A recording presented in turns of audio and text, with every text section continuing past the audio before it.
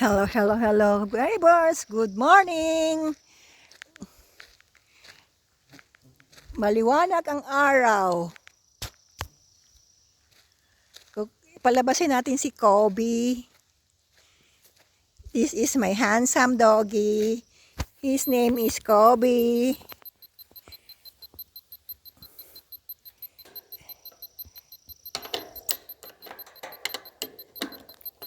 How are you, my boy? Wala, ang hirap naman buksan.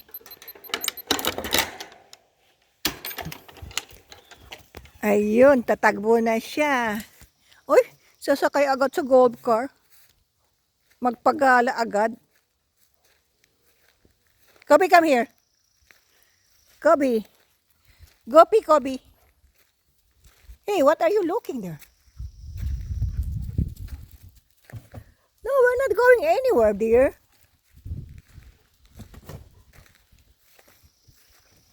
No, I'm not going anywhere. You wanna ride at the golf car? Where are you going? Huh? Where you want to go? See? I just rescued her from my coworker before. Oh, him. This is Kobe. He's a boy. He's a male dog. He enjoy his life here with us. Kasi hindi po kayo pwede kukuha ng aso para lang tagabantay. Kailangan nyo pong alagaan yung mga doggy nyo or whatever kind of pets you have. Me, I have 2 dogs and a bird. So they are not just a pet or hayop ba. They are part of your family. So,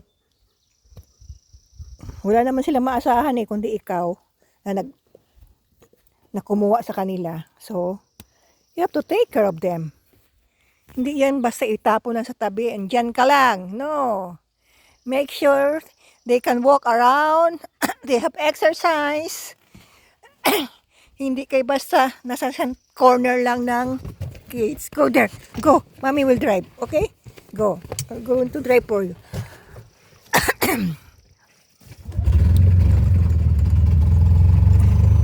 Ayun. Iikot po tayo kasi nag-request yung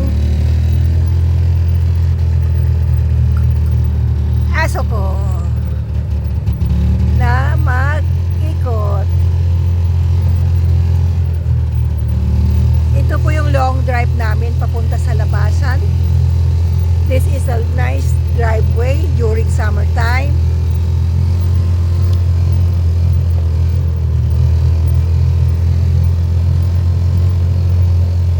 Ito po yun.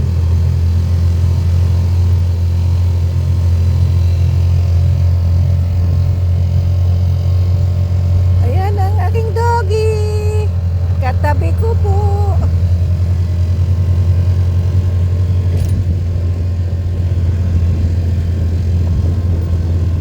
Yan po yung nag-iisa kong kapitbahay. I only have one neighbor here.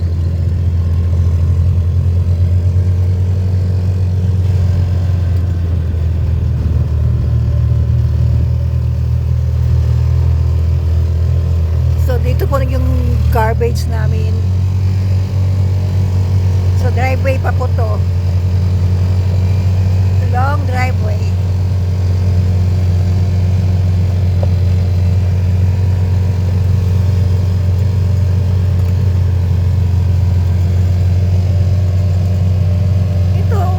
Gulayan po yan, yung farmers nagtatanim dyan. Hindi ko alam yung tinanim nila this year.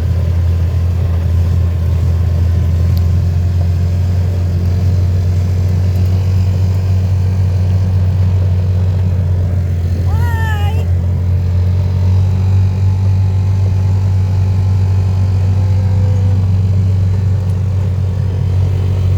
Driving one hand. Ay, golf car lang naman po to eh. Hindi po to car. You cannot video while driving in a car. Wala na ako sa highway. Nandito lang ako sa driveway namin.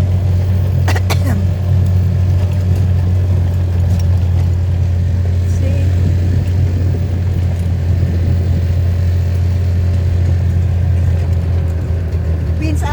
tinanim na nilang this year. Sometimes kasi corn, parang ngayon parang beans. Say hi, Kobe! Kobe! Do not jump, stay there. So ito na po yung 376th Street. Dirt road po yan. So hindi po siya cemented road or gravel road. Ay, gravel nga pala siya. Hindi po siya yung sementado na ano. That's the 75th Street. That's our street. And this is the long driveway. Kasi nasa ano po kami, countryside. Malayo po sa Kapihasnan.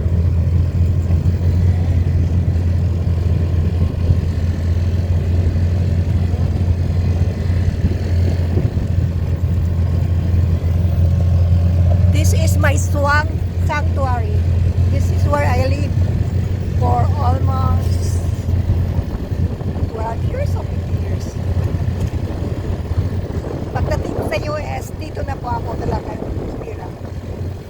Nung una, parang nakakatakot. Lalo na sa winter time, wala kang makita kundi puti. Wala kang kapitbahay. In the first 3 months, I think, bored na bored ako, pero maganda kasi siya ngayon. Para sa akin ngayon maganda na kasi peaceful. Okay lang yan. May car naman eh. Punta ka sa Kapihasnan. And then pag uwi mo, malayo sa Kapihasnan. Di ba peaceful? Ang makikita mo during summer, ito, verde lang lahat. Ipon gumigising sa'yo sa umaga. Hindi yung ingay ng kapitbahay. So, yan, ang laki-laki na ng puno na yan. Oh. That's where our property ends. Yan na po yung sa kabila.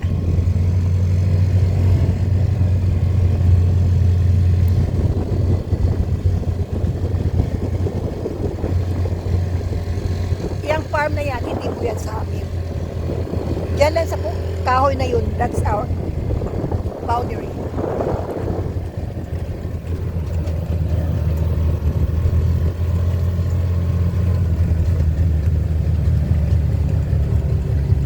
So doon, nakapunta na tayo doon dati.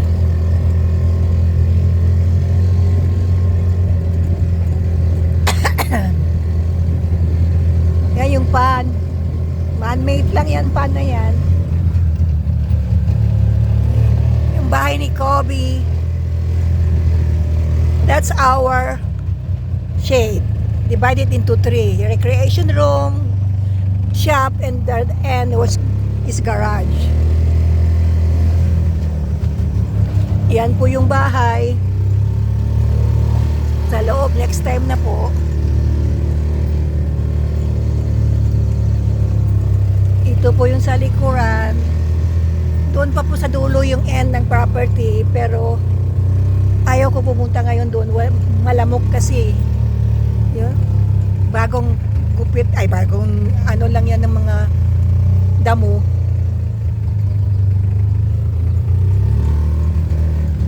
Yan po.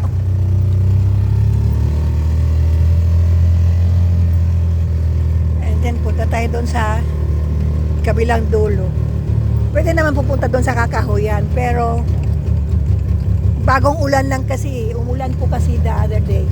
And yung lamok, ang dami-daming lamok. Pag ganito kasi, my husband spray, mosquito spray. Pero hindi siya nag-spray ngayon kasi baka uulan ulit. So useless lang.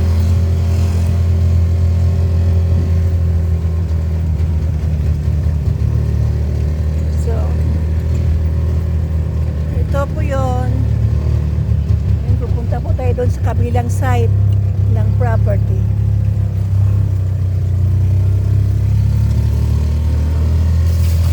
Yun, puno po lang, pine tree. Nakahelera.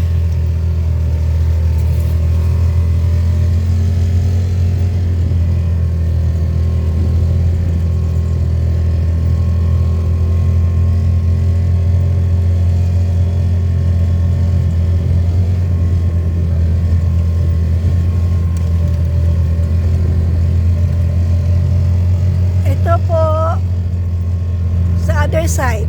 Nakita niyo to dati. Sa other side to, doon, yun, yung dulo na yun, na walang tanim.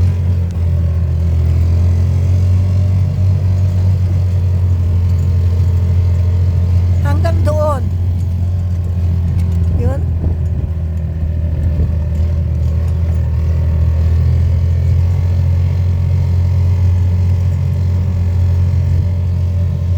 Diyan po ang end, straight yan doon.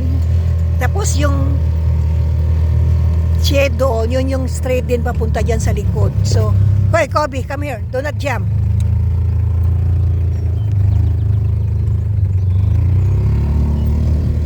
See? Yan, inhabitat yan. Hindi yan pwede tanggalin kahit kami pang may-ari yan. Leave it that way. Kasi tirahan niya ng mga wild animals. Ibon o whatever na nakatira dyan. Ganon dito. They preserve everything for animals. Like Kobe, right Kobe? Are you enjoying our trip, Kobe? Ito yun. Pag nakalabas yan sa bahay niya, either sasakay ng car yan o pupunta sa golf car kasi gusto niya magpaikot. Tamad na rin maglakad. Pero si Kobe, pag nakalabas ng bahay na niya, hindi yan nag-iikot dun sa kakahuyan. Alam niya kung saan lang siya banda pwede. Kasi, uso kasi ng ano dito deer hunting. So, tapos kung baka mabaril siya kung nasa kabilang property siya. So, they might think he is a deer. So,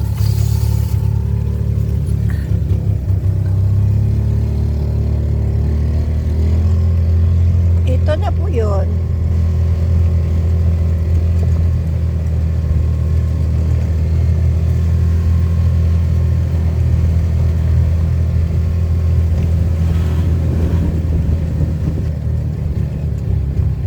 Ito po yung vintage namin na tractor.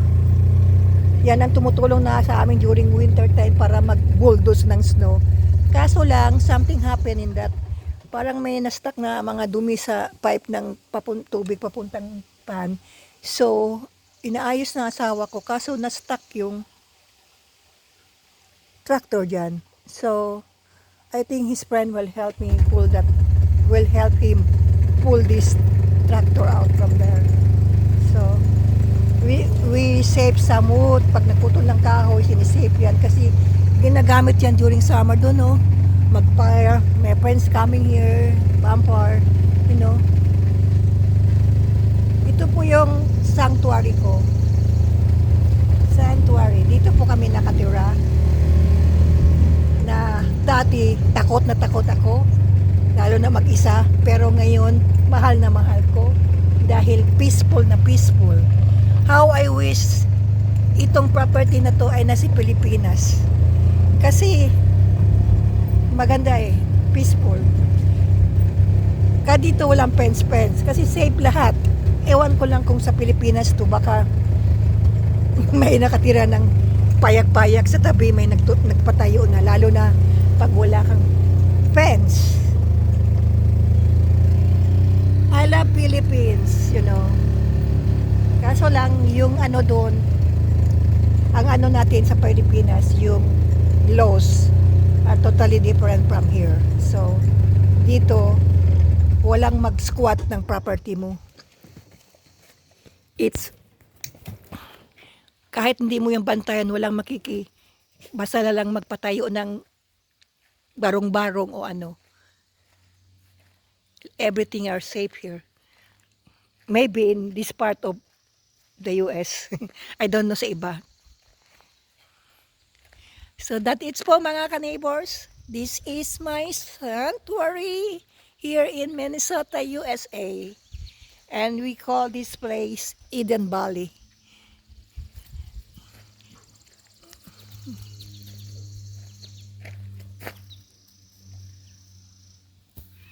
Bye for